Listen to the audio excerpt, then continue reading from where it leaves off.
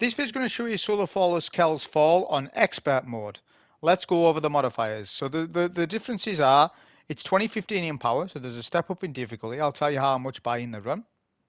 And there's a bunch of modifiers added. Let's look at that. Overcharged weapons, overcharged shotgun, arc surge, void surge, extra shield, shielded foes, raider shield, void threat, and champions are overloaded and unstoppable. Notes to take away from all of this is maybe have a void weapon or two on. There's a ton of void shields in this. Maybe match some of the surges with some of your weapons. The super doesn't matter. Spec for some champions, because it is in your benefit to kill them in the run. I'll explain it. And that's literally the information. I'm going to give you the build information now. So let's go on to that quickly. So this is the replacement build for people who do not have Velocity Baton. I'm just giving you, this is the replacement out for people who are giving me a headache about Velocity Baton. They keep having to go at me about it. Right? This is your replacement. It's not Duma Chalchus, it's Lost Signal. Lost Signal is the replacement Velocity Baton, right? It's an original gel, it sits in the kinetic slot. It means that you need to configure your weapons a little bit differently. Have some long range weapon on, preferably either a scout or a pulse, just to take care of ranged enemies. Scouts are barrier, they're not unstop, but Anarchy can stop champs anyway, so it doesn't matter too much. I didn't run this build, I'm just saying to you, look, if you do not have a Velocity Baton, go to the helm. Go and get Lost Signal. If you have not crafted it, go and get it. Stop being lazy. Fast travel to helm. Get your ship. Fast travel that damn helm. Get Lost Signal. There you go. There's your replacement. If you don't want to run a GL, then I've got a plan C for you. Use a damn rocket sidearm, people. That is your replacement. These are the best weapons in the game. Original GLs and rocket sidearms are the best specials in the game for high-end endgame content in Destiny 2, for usability factors and just how aggressive you can play with these styles of weapons. That's your information. That's your replacement. Rhymecoat Ryman's the #1 Stasis build in the game. I didn't run that. I'm just saying, look, you can.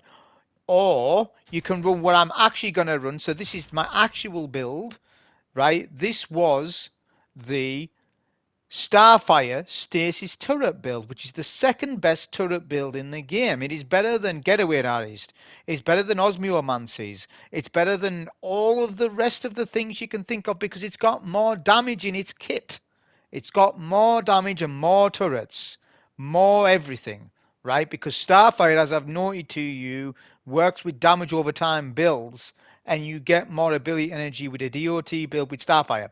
Filaments gives us Devour for free. It allows us to craft a Stasis turret build, as I've showed you numerous times at this point.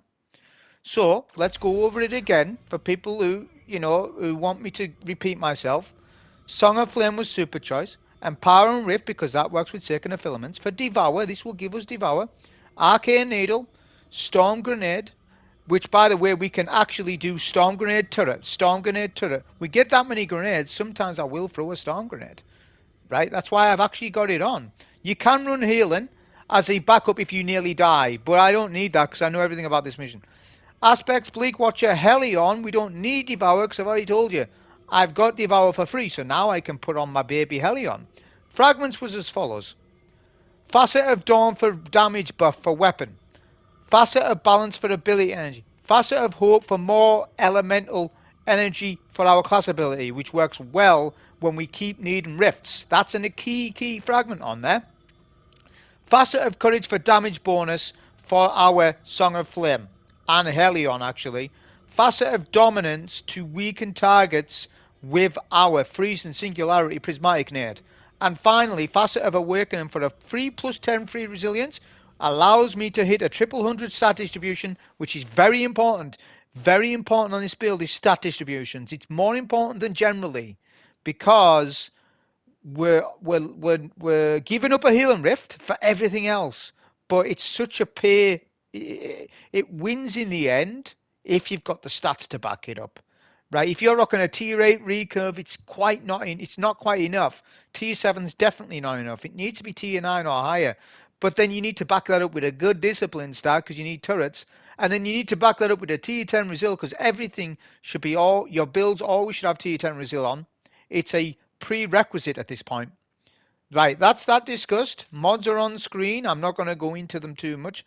I'll just note that Arc Holster works well with Anarchy. You don't need scavengers in this too much. Maybe Void Scav, yeah, because I did spam Velocity Baton a lot. So you could argue I could have put Void Scav on instead, but it didn't matter. The run was done complete, not too bad. We ran a Unstartable Pulse Rifle, Velocity Baton, as I've said, and Anarchy. Anarchy's king in this. We need DOT because the bosses keep TPing. I believe this to be one of the best weapons that you can use because the Trickster is a Trickster. And we need to outplay him, and we do that by using DOT in our build kit.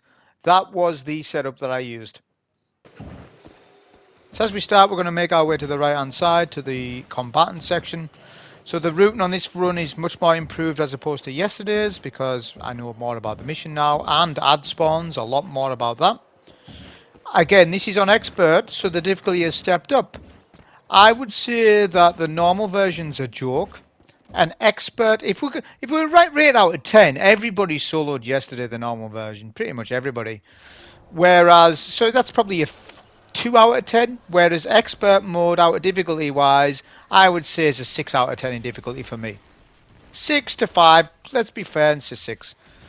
Right, so for other people it's going to be a good 8 out of 10 difficulty, so make sure that you build accordingly for this mission. So, this starting section we want to back up to in the building and just anarchy the boss down, right, like this. Be careful of void nades, right, make sure as well that you're kind of doing some devour chain killing whilst doing your DOT damage to the boss. This is exactly why we've got an area denial GL on and anarchy, for this reason exactly.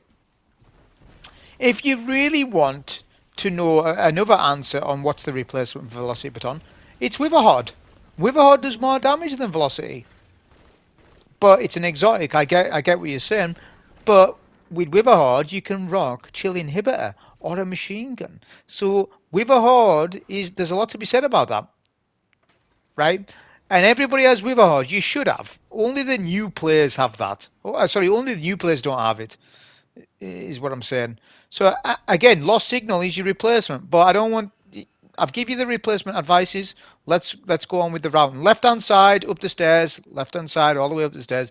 Follow where the fire is. Now, the fire lights are not set in stone. There is RNG locations for each fire point at different points. I have tested this today to know it. I have tested this to know it today. This is absolute confirmed. Right, go left through the tunnel if you don't know the routing. You go through and then you turn right. Then you're going to go through to the mirror world. Then you're going to go as fast as you can, right? This will save you time. It means you don't need to fight the enemies because as you go through the mirror, the enemies are spawning in that other room and they're running to you. Well, look, I can jump over the edge before they even get to me and skip them.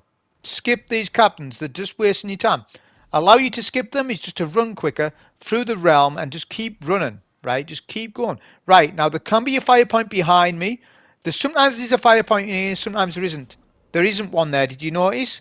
So we go through the realm and there's 2. So there's got to be 2 in this realm. You've got to find out where the 2 are. So there's 2 fire points to activate. So look, that is not set in stone. My run before this was different. Are we all understanding? The fire points are RNG. They're not set in stone locations. But there's a lot of different locations. You just need to know all of them, and you're good. It's not too much of a problem. They're always find. You can always find them, right? It's not too much of a big deal.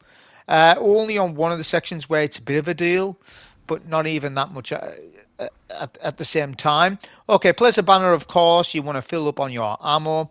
So on expert, there are champions in the mirror world, so we're gonna deal with them, and you do need to kill them.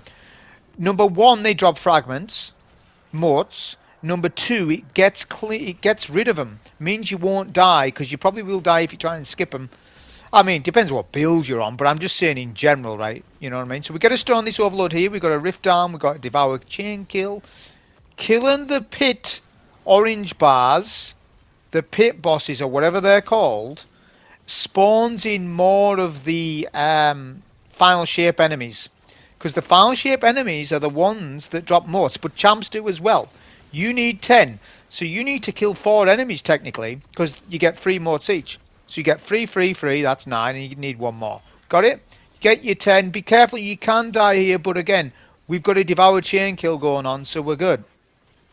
Chances are, whatever stasis build you're running, you should always have devour in your kit. So if it's rhyme cut rhyme, you should have devour on anyways, right? Then you can devour chain kill and stay alive. Right, now this bit. This is what you want to do. Right, now, to make this room easier, you can pop a transcendency, you may as well, but we're going to fight the right ogre first. I like to do it in this fashion. I've tried it doing it the other way, but it's better this way. Kill all of the captains, all of the ads, the raiders when they spawn up. They will spawn up. There we go. Look, there's the raider spawn. Kill those raiders as soon as. Don't let them separate out. Just get rid of them. Right? That's one section dealt with. Obviously, if you're empowered, that's how you can kill the ogres. I'm sure you should be aware about that. We get another good Transcendence Nade over to mid to deal with the next captain. Work the room in this way. It's much easier to do it this way rather than reverse, because on the other side of the map there's not a lot of cover for when you're fighting the ogre, the Scorn ogre. Now the raiders will bug out. Look at this. Right, that's why we got Baton. We stun locked him right out of that wall hack. He was trying to wall hack me. I wall hacked him back with my GL. There we go. Velocity Baton is king. See that? We actually fought back against a bug there. So now you want to get another turret up, and we're going to even rift, because by the time we do all this, we'll get our stuff back. So do not kill the ogre first. Kill the captain and all these stalkers and the ads. This will allow you to have personal quality time, free time with the boss for a brief moment. When the when the Scorn ogre dies, which I'm not rushing this, by the way, because I want to be in mid as the boss spawns up. Look, so we get a turret, get our GL down, got our radiant, and there we go. We've got our damage ticking away. Then we keep doing our GL damage. By the way, disclaimer, I did not have concussive reload on this. I can't believe why I did that. I think I equipped the new Void perk at launch, and I forgot to put concussive reload back on. Can you believe that? We still hit the DPS requirements, though. That's crazy. Right? Now, if you can knock the boss off the top pedestal, that's good, because you can fight him in the pit. We pop a super when the boss gets to half HP. We can then just use our super and our stuff. Obviously, if we had our debuff here, the boss would have been just about dead now. But we've still got Devour. We've still got a Transcendence to pop at the back end of DPS. Boom. Done. Easy, right? Ads do spawn up, but not right away. The captains do spawn up, but if you kill the captains from the previous phase, this allows you to solo one cycle him in mid, rather than supering him and not having the damage, then go and do ad clear, then super him again. That takes long. That's a lot longer. Song of Flame's not that easy to get back. Not like a Roman super, because it's not classed as a Roman super. So you need to double down on when you use Song of Flame. Do you get it? It's more important on when you use it. You got to be more tactical. So using it at the back end of damage was better, rather than using it at the first instance that we can. That's a waste. Do you get it? Why super when there's no ads? Only super when it becomes dangerous, because we get damage resistance from Song of Flame, and we need that to stay alive. DPS the boss, boom, and we're done. So I hope that you're understanding with that. Obviously, as I said, I didn't have concussive reload on. I can't believe that I didn't. And yeah, I probably should go back and run it, with concussive. But what does it matter really? Ultimately, this strategy works. It's shown to you even more that it works, because I didn't even have concussive on. And I'm the guy that bangs on about buffs and debuffs, and I didn't re-equip concussive. Oh well, it doesn't matter. This section do kill the snipers, because the snipers can be bugged in this and one-shot you. They have one-shotted me. So be careful of raiders in this. They're buggy. That Scorn raider bug has been in the game for a long time, and I'm always weary about it. Always. In Birthplace of the Val, it doesn't happen because of Brawn. But in other scorn activities, when you're under leveled, you can get one shot by a raider. It has happened to me today. I have the footage. I don't need to prove it to you that it does work, that does happen. I know that it does. I'm here to tell you. You're not telling me, I tell you. I'm telling you, look, the raiders can one-shot you. Be careful with them and kill them, right? If you're on this build. If you're not, if you're on something else where you go invis and stuff, then fair enough, invis past them, fair enough. No problem. I'm not using the invis build though, I'm using my Starfire Stasis turret build. Which again, it offers more damage than any other Stasis kit apart from Rhymecoat Ryman, but technically this setup does more damage than Rhymecoat Ryman in terms of weapon damage, because empowering damage is a 20% buff. If you use your standard heal and rift, you will not get that. I can have it for free because of sake of filaments. So this build kit has more DPS because it's got Helion. However, Rhymecoat Ryman's got Hail of the Storm on the artifact, and it is working with the Stasis turrets, and they are enhanced, so that's still the king, right? Number 1, Rhymecoat Ryman. Number 2, my build, Starfire build, with the role class item that I have. He's number 2 Stasis turret in the build, best build in the game, and then after that, I don't know, maybe Getaway Artist, but Getaway Artist isn't that good. There's actually some other builds better than Getaway Artist now, to be honest. Getaway Artist is a bit dated. If you run a Getaway Artist, you're still stuck in 2024, man. It's not the best anymore, nowhere near. Right, go through the mirror world and you want to do as much damage as possible. I'm going to get a rift down first, do some chip damage. We're not popping super right away. We will when we need to, right now. Yeah, the ads start to collapse on me, then we pop super for DR. And we just want to do mainly damage with our weapons, not much super. Because look, we've got half a super, boss is sent. We want to go to the Thrall Cave as soon as we have Devour on the left-hand side, look. We'll reproc Devour, then we have super, then we can kill all these ads in here. Because we need to look for the fires. There is 2 locations of fires in here that might be a thing that we need to activate. So having Devour in this room is a big player. I need to make sure that I have that. Look, he's fire number 1. Now, this might not be here for you, but it was for me. That's why I like to come in here as soon as I can, but I pop super late on DPS. Because if we pop it early, you will run out of super before you get to Curse for All stage. Right? Which isn't a big deal, as long as you got a plan for it. Whatever your plan is, have a plan for it, but make sure you do, because Curse for All Cave can kill you, and you're timed. Not to mention, you're timed at the top. So you need to make it to that mirror world before then, of course. So that's why I optimize this little section. I'm showing you the optimization of doing chip damage, right? Whatever damage you want to call it, where we just do 10-15% in a standard rift, then we super. And I recommend that you do, because you may die to the ads if you don't. Or Transcendence at the very least, but even then, still super. What's the point in sitting on a super? Because look at my super energy, I'm getting it back anyway, so you may as well just use it.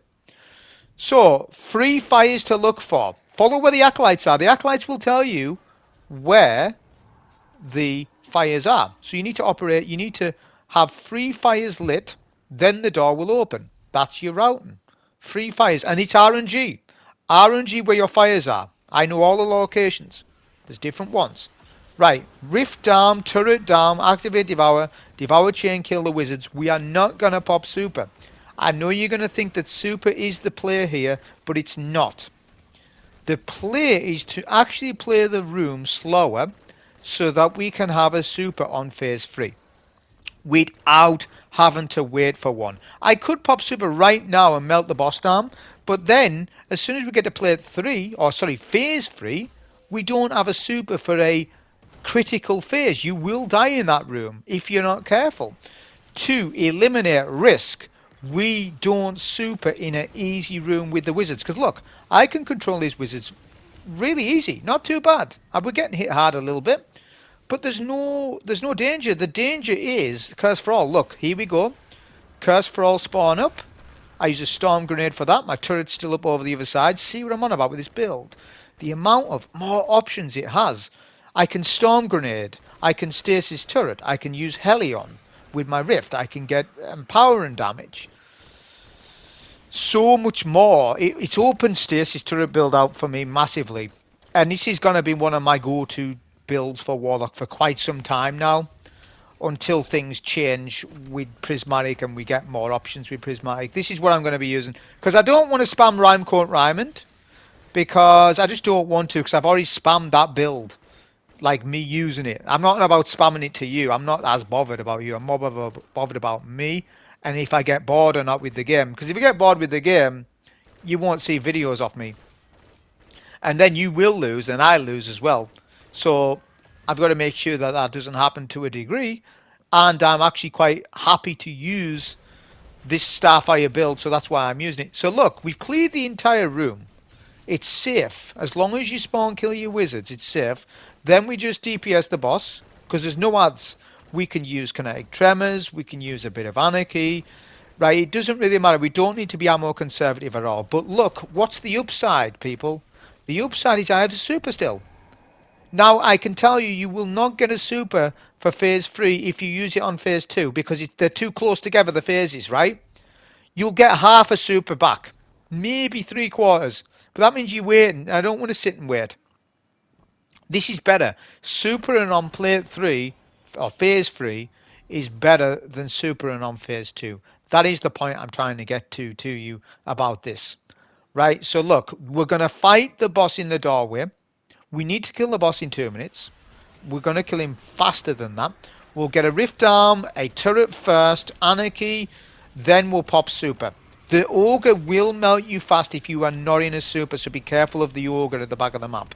But because we are in a super, this room is trivial. We have made a hard room, or a harder room, trivial.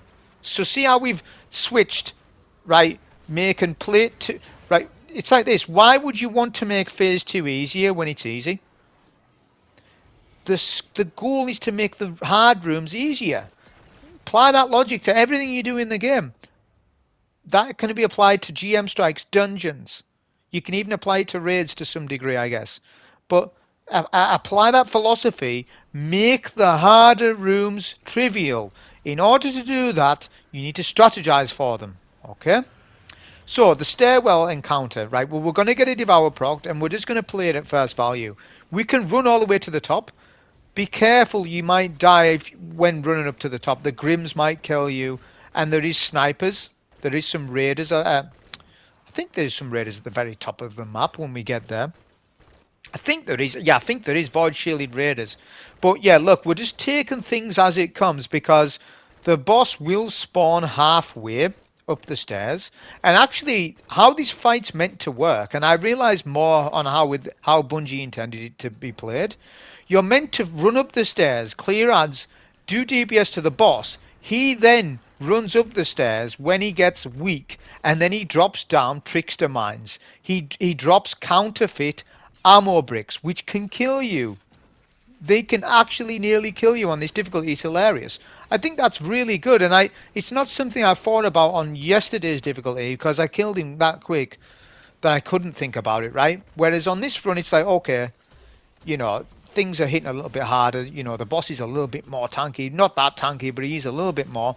So then you can see things a little bit more clear on the harder difficulty. That's what I'm trying to say. You can see how they've intended people to do this. And it's cool because there's technically 3 boss fights in this mission. Now, a lot of people are complaining about the length of the mission. I think the length of the mission's perfect. I think exotic missions between 20 minutes to 30 minutes is perfect. Why are people want encore length? Do you really want a 40-minute exotic mission? They're not good for replayability, people. Nobody plays encore. You go and find people. Look at this. Look away, children. Look away, children, on the on this AAA game. This AAA game here. Look, did you see that?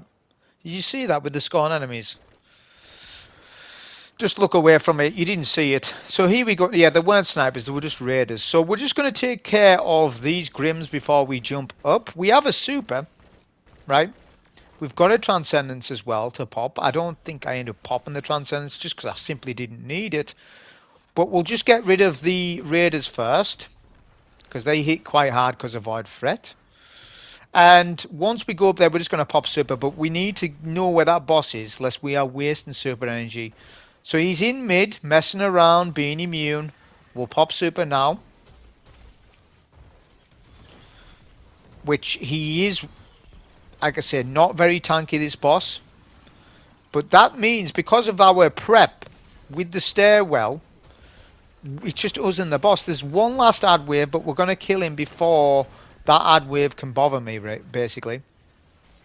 So yeah, Song of Flame at the top, plus Anarchy, plus we can rift whilst he's running around. We do more damage with Anarchy because we're in an empowering rift. See what I'm saying? That's why it's so good. It melts him quicker.